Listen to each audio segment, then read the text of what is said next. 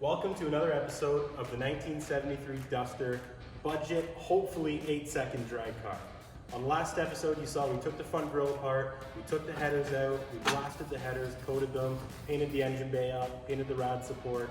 On this episode we're going to take off the spark plug wires, clean them up nice, show you some tricks there, shorten the wires because they're kind of a mess right now, and we're also going to check the valve spring pressure. So let's get to it. So now we're going to get to the spark plug wires. So what we're going to do is we're going to shorten them, clean them up a bit. You can see they were kind of put together in a bit of a hurry, so we're going to make them a little nicer. We found these wire separators laying around at the shop. This is a budget build, so we're going to do it as budget as possible. We're going to number all the wires, so if you're thrashing, going through everything, you'll know how to get them back together a little quicker. And that's it.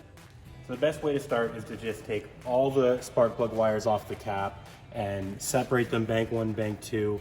You need to memorize your firing order before doing that. So on Dodge, it's 1-8-4-3-6-5-7-2. It's best if you label it. So we got our label maker here and we made a little label. So we're gonna stick this to the top of the rad.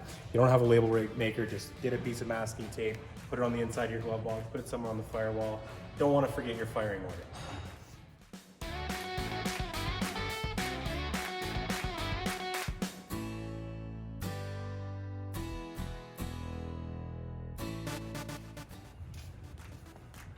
Good old WD-40.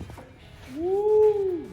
WD-40 is the best way to clean spark plug wires. Don't use brake clean. Brake clean kind of just dries them out and it dries really fast. Look at the finish the WD-40 just put on that. And look how it looks. That's the before. Crazy. So once you've got the wire stripped away, you fold back your wire here. Put your connector over top. We've got our pre-crimp slot right there. You start rounding off the connector.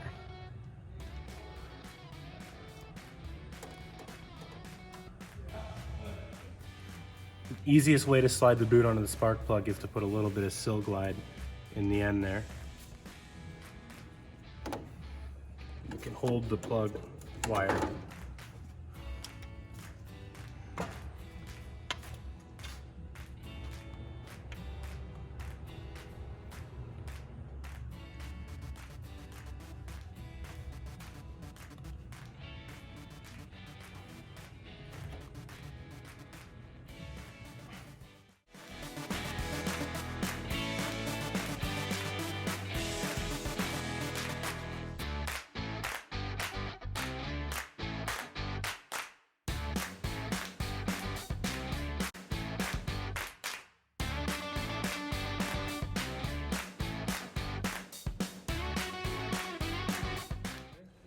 For this next part, my dad, Eric Latino, is going to help us out. Car's been sitting for 2 years. We don't even know if the valves were backed off while it was sitting, and that's the worst thing for valve springs. So we want to make sure that this thing doesn't have a couple of weak springs that first time at the racetrack it drops the valve. So we're going to run the spring gauge on there and find out what they're set at. To check the valve spring pressure, we're going to use an LSM. Check out that rocker system, man. That's big bucks. It's a pretty serious deal there. Those jackets are good. I don't know why. What are we doing? We're going to use an LSM valve spring checker. This is the most accurate tool we could use, aside from checking it on the bench, within 5 pounds of bench testing it. Look at that valve train. Dad, so what's so special about the valve train?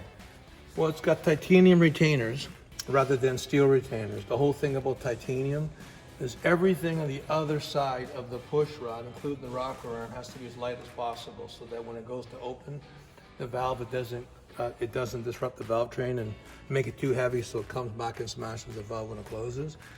And the rockers are a shaft mount billet aluminum rocker arm. It's a full roller tip. All the Chrysers have a shaft mount, but they usually have like a steel shoe that rides the tip of the valve.